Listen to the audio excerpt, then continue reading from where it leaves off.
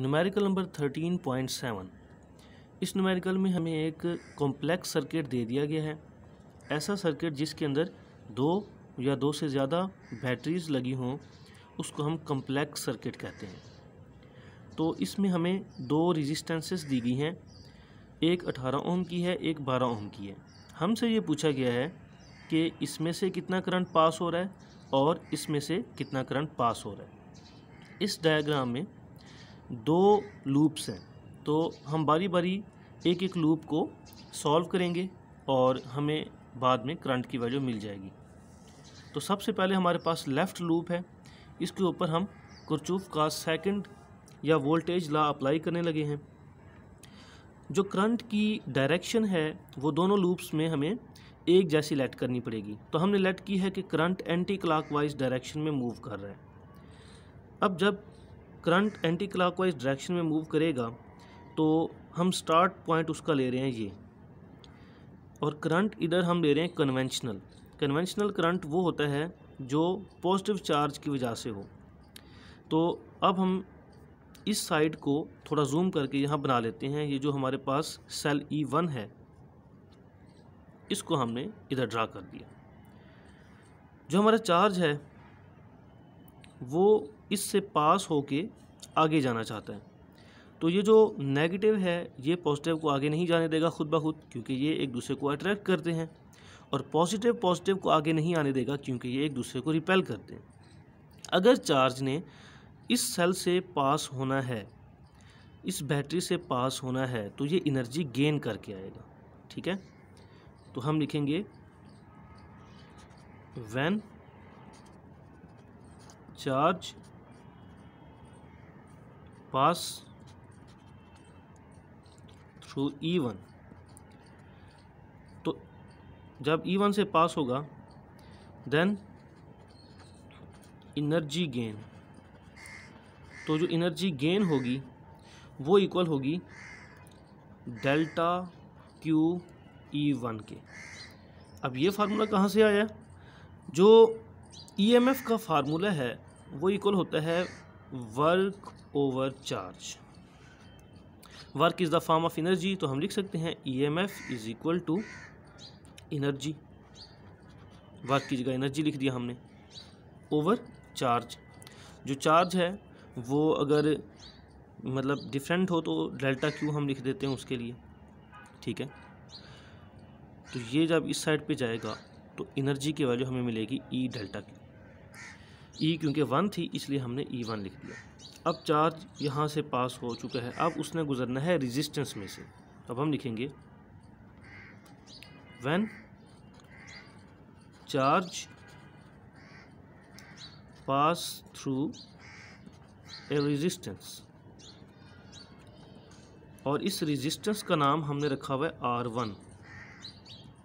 इस करंट को हम I1 कह देते हैं और इस करंट को हम I2 कह देते हैं। अब रेजिस्टेंस से जब चार्ज पास होता है तो रेजिस्टेंस उसकी एनर्जी खींच लेती है, देन एनर्जी गेन नहीं होगी, एनर्जी लॉस होगी। और वो एनर्जी लॉस किसके इक्वल होगा? ये जो डेल्टा क्यू है ये तो लिखेंगे, साथ में माइनस या इस तरह लिख देते हैं। ठीक है, माइनस I1 माइनस I2 और ये R1। इसको मैं पहले सही करके लिखता हूँ, फिर मैं आपको समझाता हूँ कि ये ऐसा क्यों लिखा हमने। I1 माइनस I2 R, इसको पहले लिख देते हैं और डेल्टा क्यू को बाद में। जो हमारे पास सेल था, सेल के केस में जो मतलब ये इस फार्मूले को अगर हम देखें, energy is equal to E delta Q बनता है। जब रेजिस्टेंस होगी तो रेजिस्टेंस में एक्चुअली सेल में जो EMF है ये वोल्टेज होती है। इस तो रेजिस्टेंस के केस में वोल्ट इक्वल होता है IR के। तो रेजिस्टेंस के केस में फार्मूला जो है E की जगह अगर हम IR लिख दें, E की जगह IR लिख दें, तो अब डेल्टा क्यू जब IR के पास जाएगा तो एनर्जी का फार्मूला बन जाएगा IR डेल्टा क्यू। और जब रेजिस्टेंस में से कोई चार्ज पास होता है तो उसकी एनर्जी लॉस होती है, इसलिए साथ में हम माइनस का साइन लगाएंगे। ठीक हो गया। लेकिन अब सवाल ये पैदा होता है कि हमने इस केस में 2 करंट क्यों लिए हैं। उसकी रीज़न ये है कि जब इस रेजिस्टेंस में से I1 पास होगा तो इसी रेजिस्टेंस में से लूप 2 का करंट भी पास हो रहा है। तो जब 2 करंट पास हो रहे हो तो इनमें से किसको पॉजिटिव लेना होता है और किसको नेगेटिव लेना होता है। ये इसका आंसर ये है कि जो लूप हम ले रहे होते हैं, जो लूप हम सॉल्व कर रहे होते हैं, उसके करंट को पॉजिटिव लेना होता है। तो इसलिए मैंने I1 को पॉजिटिव ले लिया, I2 को नेगेटिव ले लिया, और ये माइनस का साइन इंडिकेट कर रहा है कि हमारी एनर्जी लॉस हो रही है। ठीक है, अब हम KVL अप्लाई करने लगे हैं। KVL के मुताबिक ये जो हमारे पास ये और ये 2 वैल्यूज़ आई हैं, इनका सम इक्वल होना चाहिए 0 की। उसने कहा था sum of all voltage all energy changes is equal to 0। तो applying KVL, delta Q E1 plus minus minus हो जाएगा, I1 माइनस I2 R1 delta Q is equal to 0। इसमें से डेल्टा Q कॉमन आ सकता है, इसको हम कॉमन ले लेंगे। E1 माइनस I1 माइनस I2 R1, डेल्टा Q को हमने कॉमन ले लिया।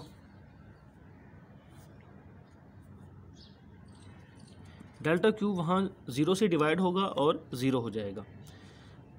ठीक है, तो अब E1 की वैल्यू क्या है। E1 की वैल्यू है 9 volt.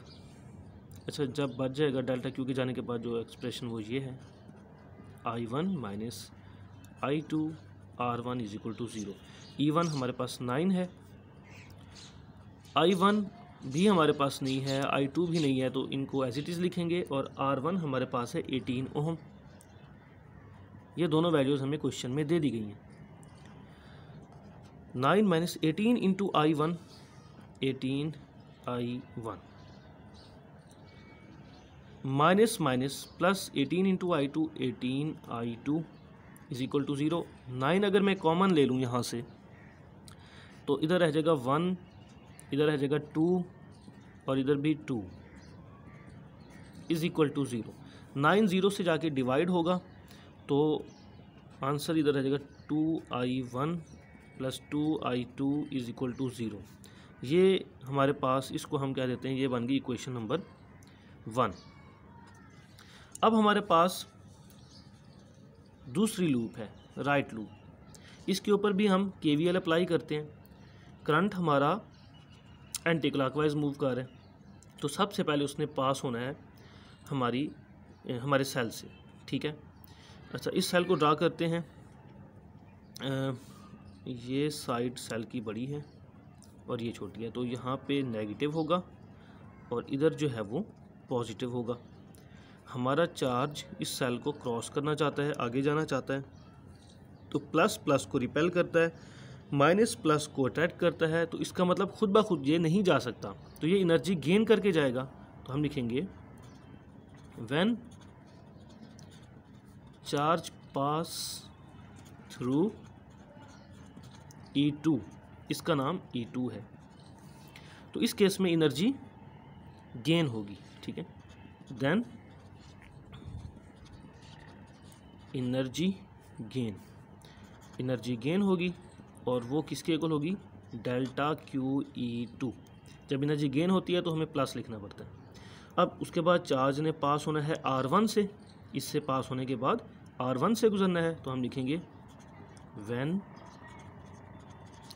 Charge pass through R1। तो रेजिस्टेंस हमेशा एनर्जी खींच लेती है, एनर्जी इस केस में ज़ाय होगी, तो हम लिखेंगे देन एनर्जी गेन नहीं होगी बल्कि एनर्जी रिलीजेस या एनर्जी रिलीज, और वो किसके इक्वल होगी, वो होगी माइनस। अब देखें, ये वाला करंट है I1 और जो हमारा करंट है वो I2। इसमें से ये करंट भी गुजर रहा है और I1 का भी गुजर रहा है, 2 करंट गुजर रहे हैं इसमें से। तो हमारा करंट जो हमारी लूप है अभी इस वक्त वो है I2, उसका करंट I2 है, तो इसलिए I2 को पॉजिटिव लेंगे और I1 को आप नेगेटिव लेंगे, क्योंकि I1 वाली लूप हम नहीं ले रहे, हम ये वाली लूप ले रहे हैं। और इस रेजिस्टेंस का नाम है R1, इसका नाम है R2। तो ये R1 और साथ में डेल्टा Q। ये फार्मूला कैसे आया है, ये पिछली लूप में हमने सॉल्व किया। इसके बाद हमारा चार्ज R1 से होता होता R2 से गुजरेगा, तो हम लिखेंगे when charge pass through R2, R2 भी रेजिस्टेंस है, इसमें भी एनर्जी लॉस होगी, देन एनर्जी रिलीज, और वो एनर्जी रिलीज किसके इक्वल होगी, माइनस, इसमें सिर्फ I2 गुजर रहा है, I1 तो उस लूप तक महदूद रहता है, तो इसमें जस्ट I2 गुजरा है, इसलिए अकेला I2 लिखेंगे और रेजिस्टेंस का नाम है R2 और ये delta Q। Applying KVL, applying KVL, ये अप्लाई कर रहे हैं अब हम। इसके मुताबिक ये जितने भी एनर्जी चेंजेस हैं इनका सम इज इक्वल टू 0 होगा। Delta Q E2 plus minus minus I2 minus I1 R1 delta Q plus minus minus I2 R2 delta Q is equal to 0। इन तमाम में डेल्टा Q कॉमन आ सकता है, तो डेल्टा Q को अब हम कॉमन लेंगे। Delta Q common, E2 minus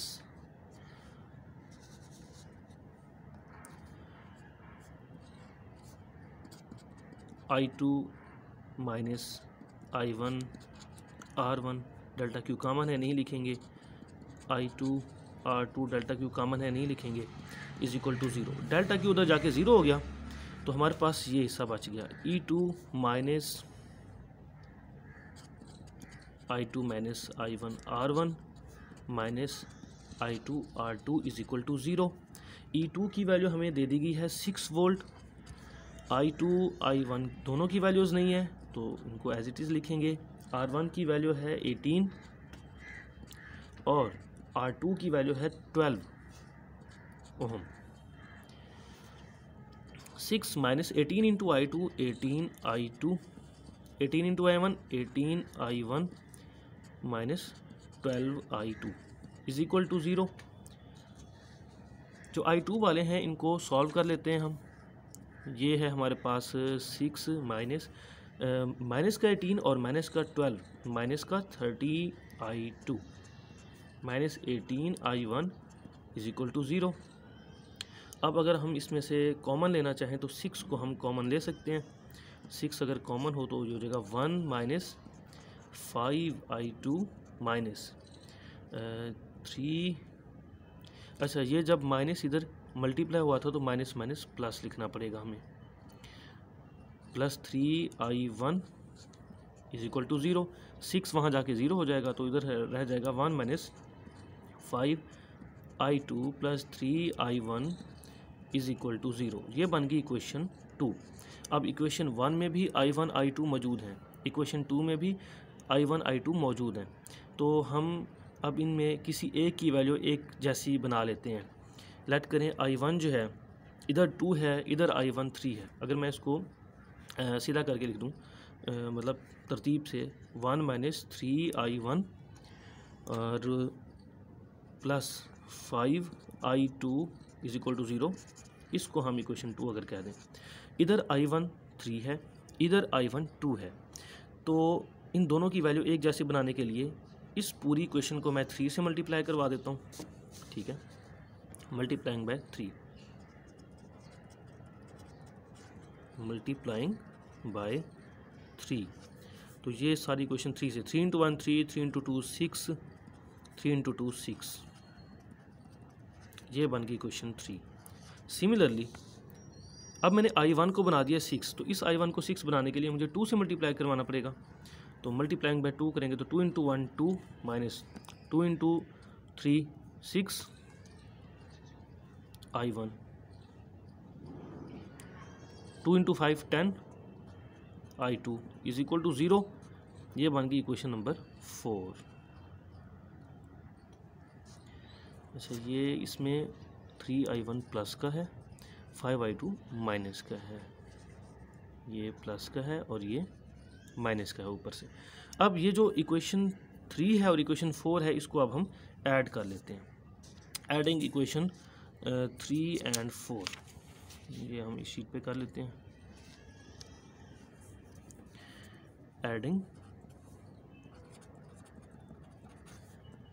3 and 4, 3 है हमारे पास, 3 minus 6i1 plus 6i2 is equal to 0, और इक्वेशन 4 जो है वो है 2 plus 6i1, 2 plus 6i1 minus 10i2 is equal to 0। ये आपस में कैंसिल हो जाएंगे, 3 प्लस 2 5, प्लस माइनस माइनस, तो ये हमारे पास 4 आ जाएगा, 4i2 इज इक्वल टू 0। ये माइनस का है, उधर जाके प्लस का हो जाएगा, 4i2, 5 से 4 को अगर हम डिवाइड करवाएं तो इधर रह जाएगा i2, और ये अगर हम सॉल्व करें 5 4 1 4 4 2 8 4 5 20 1.25, तो i2 की वैल्यू आ गई हमारे पास 1.25 एम्पेयर। ये हमने फाइंड किया है अभी i2। अब putting the value of i2 in equation 1, ये इक्वेशन 1 जो है हमारे पास, इस इक्वेशन 1 के अंदर हम i2 की वैल्यू पुट कर देते हैं। इक्वेशन 2 में भी पुट कर सकते हैं। Putting value of i2 in equation 1, तो ये है 1 माइनस 2i1 प्लस 2, i2 की वैल्यू है 1.25, ठीक है। अगर हम इसको सॉल्व करें तो ऐसा इज़ इक्वल टू 0, ये जो हमारे पास, ठीक है, इसका अगर हम आंसर निकालें, ठीक है, i1 का कैलकुलेट करके, तो हमारे पास आंसर आ जाएगा 1.75 एम्पेयर। कैसे आएगा ये? इन दोनों को मल्टीप्लाई करवाएंगे, जो आंसर आएगा 1 में उसको ऐड करेंगे, ठीक है, 2i1 को उधर ले जाएंगे, वो प्लस का हो जाएगा, और 2 को इधर डिवाइड करवाएंगे तो ये आंसर आ जाएगा। सिंपली मैथमेटिक्स है। अब i1 भी हमारे पास आ गया। अगर हम देखें कि हमारी R1 जो है उसका करंट क्या होगा, क्योंकि हमें दो चीज़ें कैलकुलेट करनी थी, एक R1 का करंट और एक R2 का करंट। अब दो करंट तो हमने फाइंड किए हैं अभी तक, एक i1 और एक i2, लेकिन इस रेजिस्टेंस में से कौन से करंट गुजर रहे थे? इसमें से i1 भी गुजारा था, i2 भी। तो करंट थ्रू R1 अगर हम लिखना चाहें, करंट थ्रू R1, तो वो था i1 माइनस i2, दोनों करंट गुजर रहे थे। i1 हमारे पास 1.75 एम्पियर है, i2 1.25 एम्पियर है। तो ये जब हम इन दोनों को माइनस करेंगे तो ये हमारे पास आ जाएगा 0.5 एम्पियर। 0.5 एम्पियर ये है करंट थ्रू R1। अब है हमारे पास करंट थ्रू R2। R2 से अगर हम देखें, जस्ट एक ही करंट गुजरता है, i2 वाला, और इसमें से कोई करंट नहीं गुजरता।